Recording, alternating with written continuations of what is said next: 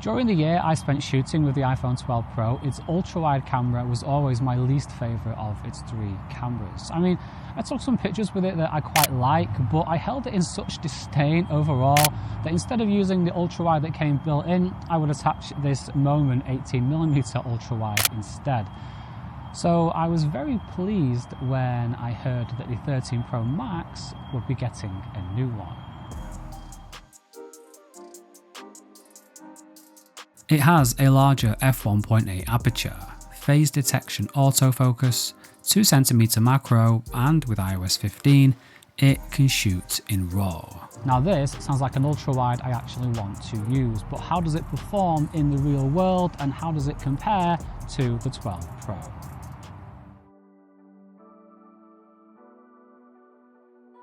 Well, overall, the images you get from the ultra-wide on the 13 Pro Max do appear slightly sharper. There's more local contrast, fine details are resolved better, there's more dynamic range in the highlights and shadows, although that's probably thanks to the new Smart HDR4 that you get with the iPhone 13. And finally, noise is less prevalent and there's less aberration and fringing in high contrast situations. No surprises there, but in daytime situations, it's all extremely slight and barely noticeable. So much so that I had to zoom in to at least 100% to identify any difference, and even when zoomed in, I still had to keep checking which file I was looking at. And to help mitigate confirmation bias, I also did a blind test of each set of images that I took, and while I was correct 100% of the time, it wasn't easy. I often had to scan around the images searching for the thing that would give it away. But all that is when you shoot processed formats like ProRAW, JPEG and Hike, which all involve Apple's enhanced processing. Shooting in RAW strips all that away and allows us to really see the differences between these cameras. You can see just how much they rely on tone mapping, because if your composition has any sort of exposure range whatsoever, you'll definitely know about it, but this does give us a chance to push and pull these files. As I mentioned in my full raw image quality video, the overall frame out of the 13 Pro Max does look slightly better, mainly when it comes to the presence of noise, but the main improvement is definitely in the corners and notably the shadows. Here, when we recover the shadows, both are noisy, but with the 13 Pro Max, it could almost be part of the texture of the road surface, whereas the 12 Pro has this horrible chromatic noise sprinkled in that only gets more dense as you get into the corners. But if you prefer shooting in RAW, as I do, then the best way to overcome this challenge with the exposure and the increased noise is to bracket. And the best way to bracket is with camera pixels. Then merge the files in Lightroom or your software of choice and you get something rather quite nice. Of course, you could get the same thing with a single Pro RAW file, but I like these raw textures and I like to work for my photos, gosh darn it. One place though where I'm perfectly happy for the phone to work its computational magic is in low light. And here you really see the benefit of that larger f1.8 aperture on the 13 Pro Max. Whether night mode is on or off, images are noticeably more detailed, sharper, and especially cleaner. With night mode on, they're also faster to make. In this example, you can see the 13 Pro Max needs much less time to capture and it produces a better result.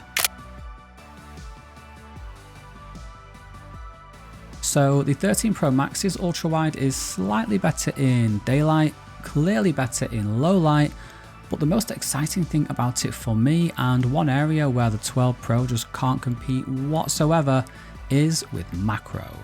Macro is like a door to a whole new world. It doesn't transform the mundane and the ordinary, it transforms our perception of the mundane and the ordinary and elevates our understanding of the oft unappreciated world around us. This is a leaf, a snowflake, a wet blade of grass, my eye, a little red fruit thing with a bug on it. And you don't have to get this close every time. You can back off a little bit and still capture different angles that previous iPhones just aren't capable of. So no need to tell you how well the macro works. I think the examples speak for themselves. The only thing is, at the time of recording, there's something funny going on with RAW. Either developers haven't updated their app to shoot RAW with the ultra-wide, or if they have, it'll take a normal ultra-wide RAW photo, but show an error when you try macro. Most of the time.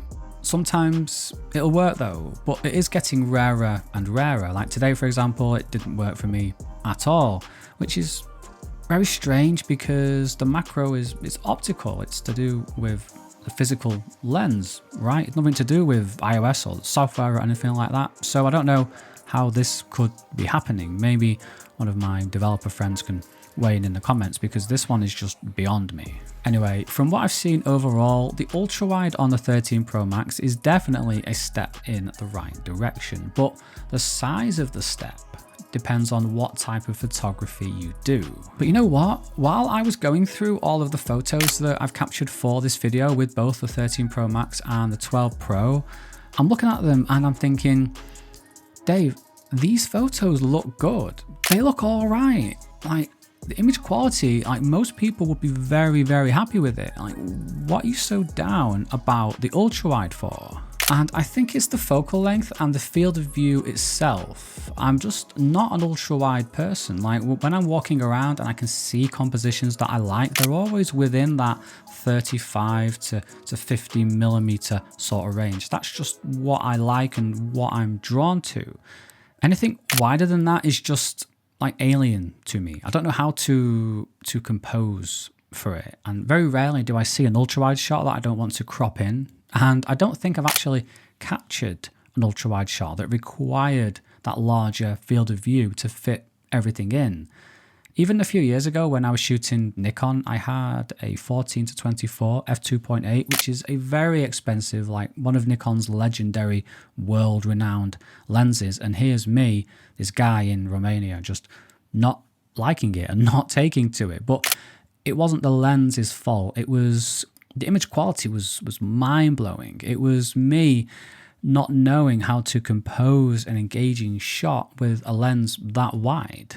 So the moral of the story for this video is probably, like, use the images that I've shown you to make your mind up about these ultra-wide lenses, and take what I actually say, take my opinion about them with a pinch of salt. Anyway, thank you so much for watching. Shineva den pekkerund.